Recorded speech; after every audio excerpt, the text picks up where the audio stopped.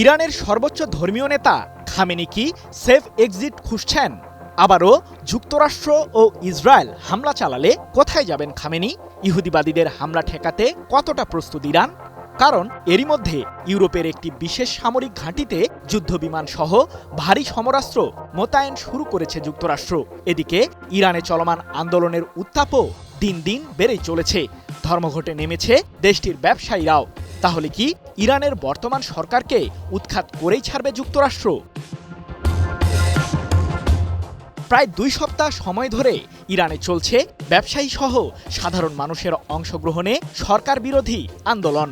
ইরানের আইনশৃঙ্খলা বাহিনীর সাথে সংঘর্ষে এখন পর্যন্ত 34 জন নিহতের তথ্য জানা গেছে। সেই সাথে 2000-এরও বেশি বিক্ষোভকারীকে আটকও করেছে দেশটির প্রশাসন। এদিকে ভেনেজুয়েলার মতো ইরানেও আকস্মিক হামলা চালানোর ষড়যন্ত্রমূলক পরিকল্পনা করছে যুক্তরাষ্ট্র ও ইসরায়েল।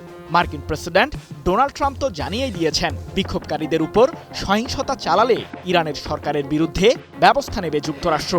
এরই মধ্যে মার্কিন সেনেটর লিন্ডসে গ্রাহাম সামাজিক যোগাযোগ মাধ্যম এক্সে তার ব্যক্তিগত প্রোফাইল থেকে বিশেষ একটি পোস্ট করেছেন, যেখানে দেখা যাচ্ছে ট্রাম্পের সাথে দাঁড়িয়ে ছবি তুলছেন লিন্ডসে। আর ট্রাম্পের হাতে একটি কালো রঙের ক্যাব আছে, যেখানে লেখা মেক ইরান গ্রেট এগেইন, অর্থাৎ যুক্তরাষ্ট্র যে ইরানে সরাসরি হস্তক্ষেপ করতে চলেছে সে বার্তাই দিয়েছেন ট্রাম্প।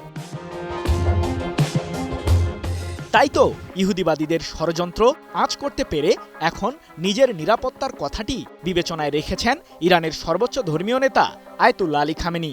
নিজের পরিবারের সদস্য সহ খামেনি তার ঘনিষ্ঠ অন্তত 20 জন সহচরকে সাথে নিয়ে রাশিয়ায় যাওয়ার পরিকল্পনা করেছেন। তবে যুক্তরাষ্ট্র হামলা চালালে এবং ইরানে চলমান আন্দোলনের মোড় আরও ঘুরে গেলে তখনই কেবল এমন পদক্ষেপ নেবেন খামেনি। সম্প্রতি এক প্রতিবেদনে বিষয়টি নিশ্চিত করেছে মার্কিন সংবাদ মাধ্যম দ্য নিউ ইয়র্ক পোস্ট। অন্যদিকে ইংল্যান্ডের RAF মিল্ডেন হল নামক সামরিক ঘাঁটিতে বিশেষ অভিযান পরিচালনার জন্য সমরাস্ত্র মোতায়েন বাড়িয়েছে যুক্তরাষ্ট্র, যেখানে আছে মার্কিন বিমান বাহিনীর C-17 মডেলের পরিবহন বিমান। এছাড়াও স্পেশাল অপারেশন পরিচালনার জন্য যুক্তরাষ্ট্রের সামরিক বাহিনীর বিশেষ ইউনিটও এসেছে ওই ঘাঁটিতে। ভেনেজুয়েলার প্রেসিডেন্ট নিকোলাস মাদুরোকে সস্ত্রীক আটকের পর যুক্তরাষ্ট্রের বাইরে প্রথম কোনো মার্কিন সামরিক উপস্থিতি বৃদ্ধির ঘটনা এটি। পৃথক এক প্রতিবেদনে এমন তথ্যই জানিয়েছে সংবাদ মাধ্যম ইরান ইন্টারন্যাশনাল। কি বুঝলেন ভাই? অনলি যেটাই চাই।